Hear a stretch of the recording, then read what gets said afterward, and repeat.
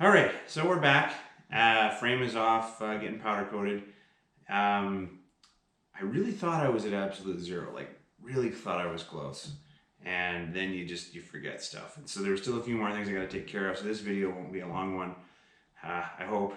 Just wrapping up a few things. Number one, the axles are still kind of a fallen mess. I got to get the leaf springs off of those, get the ball joints out, axle shafts out, and brakes off, and so on.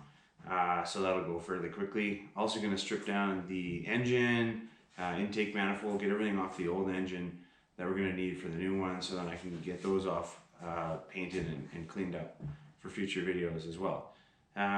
So I'm sure there'll be a few other little things here and there that we work on, and then by the end of this we should be at absolute zero, and then the fun stuff is going to start. So with that, we'll see if Jurassic Jack has any inspirational words or insane behavior.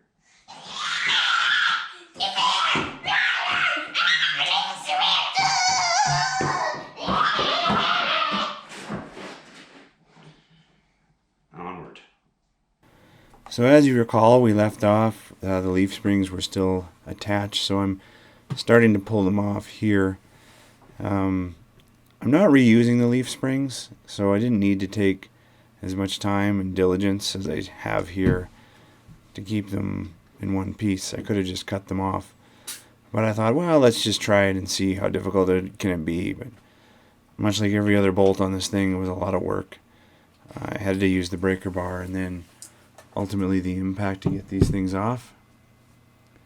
No, got help here now. So here I got the one side off. What? Just gonna whack it, and then both sides are off. Not so bad, hey? Yeah. Now back to the front. Front was kind of a nightmare because the bendy front wheels, and you'll see in a minute here. But same thing. Remove them with the breaker bar, and then try and tackle them with the impact ultimately. It took a little bit of work to get them off, but maybe I felt better about myself for not just cutting them off. Unfortunately, that didn't entirely work on the far side, so I did have to break out the grinder here and grind off the one side. Maybe you should have just started here. So learn from me, people. Just grind them off. Yes, grind them. Yeah, that's right. And here, as we can see, things are going to go from bad to worse. And there we go. Yeah, that happened many times. Let's just regroup and do something else for a while, because that thing's too heavy to lift on my own. So now back to the rear axle. I'm using a brass wire wheel in my powered angle grinder here. Removing various brake lines and attachments. There's a little attachment here that's just where the lines... It's attached to the axle, and there's one on the other side as well, just to give it a little more access so I can grind these down. So this is a lot of work and it's messy. I highly recommend wearing a mask. I didn't the first day and I felt like crap for a couple days following, so I started wearing the mask after that, as well as running the shop fan to clear it out. So there's different types of wire wheels. This one's like the brass wheel, like I mentioned. I went through a few of these, but you can also get the one that are kind of a twisted steel wires. Those last a lot longer and they move a little faster. I thought they'd be too aggressive, but in the end, no, they would be fine. So now cleaning up on the ends. Trying to get all the corners of this thing, now getting on the bottom. It's a lot of work, it's ugly work. You're going to need an assortment of tools, from your angle grinder, just hand brushes, things to get into small spots like this guy here.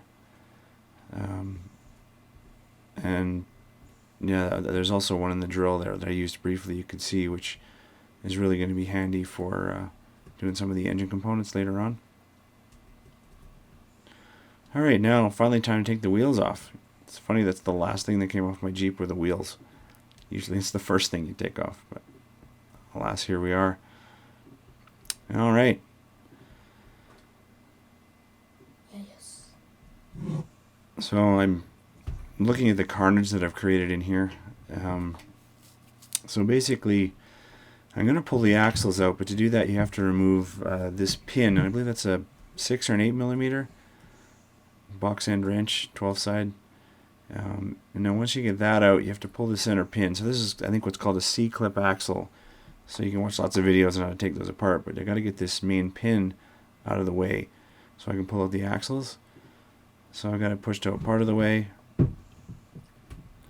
and then here I'm going to pull it out the rest of the way. Now the danger is you got to be careful of the gears inside because they're going to start falling out, and that is what happened to me. So I just sealed it up and left it once I pulled both the axles out. Now I'm pulling off what's left of the brakes and brake lines.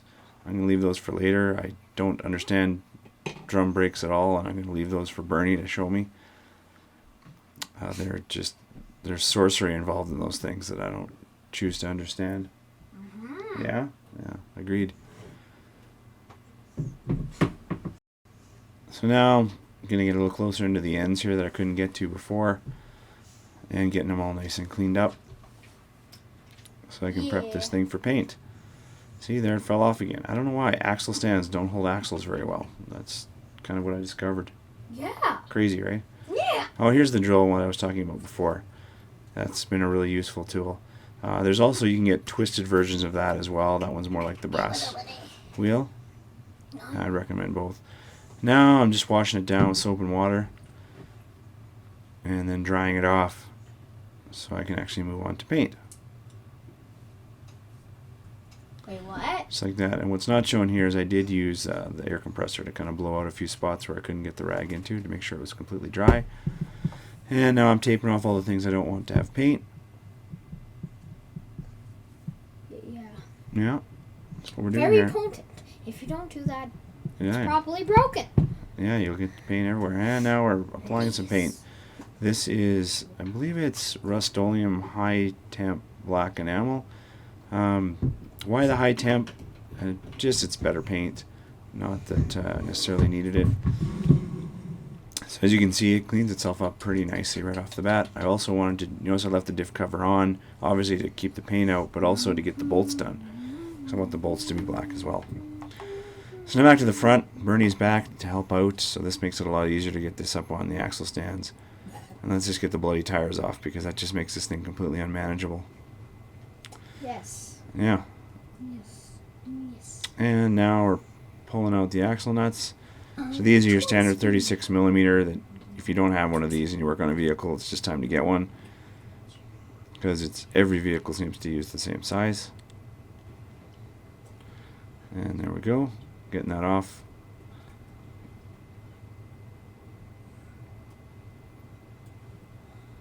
And now we're pulling off the brakes and the brake bracket. And then pulling off the rotor. So getting a little bit closer. And now we're trying to remove the wheel bearings, hubs. Sure, just one piece attached inside the steering knuckle there. So just kind of work on it. You have to use little ratchet wrenches here. They're kind of hard to get at, unfortunately. But my Mastercraft Maximum wrenches held up to it. A little tappy tappy, out it comes, and then half shaft as well. Yes. Remember to tappy tappy that. Yeah, If you don't tappy tappy it, it will never come off. that's right. You don't want to be too aggressive with these things. Yes, just. And now fighting on more cotter pins. My God, how many of those I fight out of here. So that we can remove the steering knuckle. I think that's what this is called. If not, someone can correct me. Yes. Getting them close. And a little better view of that. There we go. Yes. And the nice thing about these is they're both going in the same direction, so you actually can just whack this off if you want. But in the end, Bernie used the little fork to pull it off here. And there it goes. Just like that. Yes. And then we proceeded to finish the other side as well. So now to get the ball joints out, I did rent a ball joint kit from Napa. These things always suck. Like, they only have 3 fittings in them. So we ended up using these little, you can kind of see on the left side there. Those are actually driveline bushings. And I used these in another video on the leaf springs. Actually, I think it's later in this video, pardon me. And these are great little things to have because they're different size on either end and they're tapered on the inside. And you can buy them in any size you want. And they're like $6 or $10. So they're really, really helpful, as you can see here. So this one we ended up just kind of shoving it through, but that gave us access. And again, it's got a little bit smaller diameter on the one side. So these are really handy. They're hardened steel. Get them at any Tractor Supply or kind of automotive parts store. We got them at Princess Auto. And here we're using them again to install the leaf spring bushings. Decided to jump right into these while we had all the tools available and we needed some of the parts from the ball joint kit. I think I'm going to just finally buy a ball joint kit that's actually decent rather than these crappy ones I keep renting and fighting with every time. So here's the example here, and there's that little drive line bushing on the end. Some ready rod, and I have a whole video on this that I'll link here if you want to check it out on how we did this with basic tools. Really quite simple. I didn't have to buy any kind of a bushing press for that. And here Bernie's working on the sorcery that is the rear drum brakes. Like I said, I don't understand these. They're filthy. They're disgusting. So thankfully he handled those for me. I'll end up getting these blasted and painted, so they'll end up looking a lot better than they do here. Jack has a note for you now. If you don't like this and subscribe, a Brachiosaurus will stomp your house down and maybe even eat you. Only if you're wearing green. Brachiosauruses don't eat people. Maybe if you're wearing green, he maybe thinks you're a leaf. Oh, okay. So there you go. You gotta like and subscribe, says Jack. Alright, so Bernie's tackling the second one of these stupid rear drums. God, those are gross. Look at that thing. 30 years of schmuch. Okay. I know, right? I know, totally. Alright, so while we had the press, we decided we were going to put in the new ones. The problem with the Jeep front end is it's not completely flat. So you actually have to get sort of a tapered or an angled chunk of pipe. So we ended up actually using a chunk of ABS pipe. We had a gamble whether or not it would hold up. I thought it would. Bernie said it wouldn't. In the end, we were both kind of right. It was pretty smushed by the ends, but it did get the job done. So on this side, we ended up using just a shim to try and get it balanced, to get them in straight. It really was a nightmare, and this is where a proper kit would really benefit you. So I think I'm going to order one. If you got a good recommendation, post it in the comments. And don't order it off Amazon. Don't order it off Amazon. Why not? Because a lot of things break on Amazon. Oh, well, you heard it here first. All right. Getting there. Getting close. Still fighting with this. Ball joints always take way longer than you think they should. And here it's clearly become a two-man job, which is just silly. It's not the way it should be. But, yeah, here we are. Eventually got it in. I am now satisfied. All right, so here's the completed front axle. All painted up. Ball joints installed on both sides. Really happy with how these turned out. And now, of course, the rear axle as well. Pretty shiny. It's not quite powder coat good, but it's decent. Like it? Yeah, really shiny. You like your new axle? Nice. No. Eventually I'm going to take it apart and figure out what I did to all those gears inside, but I'm going to forget about it and bury my head in the sand for the time being.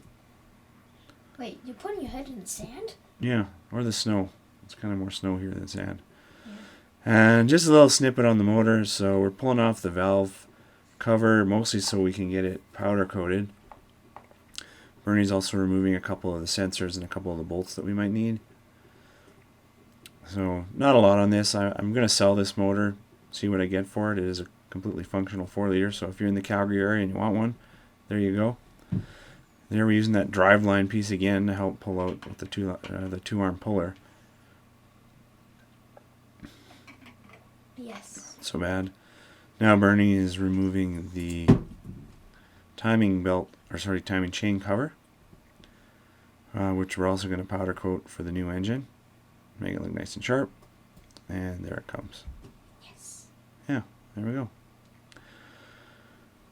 So that's about all we're going to show from this engine. Eventually we're going to get it off of the stand and get the new one on there, but that'll be for a future video. But there it is. So there's our happy engine. Room, room. Yeah, right? Yes, hopefully a T-Rex don't come and eat it. Yeah. Oh, I forgot. We got to take off the oil pan. Yes. That also has to go to the new engine, so we're taking that off as well. How did you forget? I don't know. I'm clearly not feeling well today. It's been rough. I can barely do these voiceovers. I barely have a voice. Yeah, I can All hear right. you pretty well. So that's that, and let's go wrap it up. All right, so we're at the point now that we have the axles all stripped out and painted. You can see them up there on the top of the lift. Turned out really nicely. I'm happy with that. We got the old engine stripped down and ready for sale. It's down there. We got a few components on the new engine, of course, as well. And gonna pick up all the powder coating and show you that in a future video, as well as all the other new parts that I've been collecting in the past several months. So project's now, I think, officially at absolute zero and ready to move on to more exciting stuff. So thanks for staying with me this far. My garage has been destroyed. I've wire wheeled myself to death. I've breathed in enough dust. I never want to do the project like this again, let me tell you. But don't let that dissuade you. Feel free to follow along and do this yourself. So thanks a lot, and be sure to like and subscribe, and we'll catch you in the next video.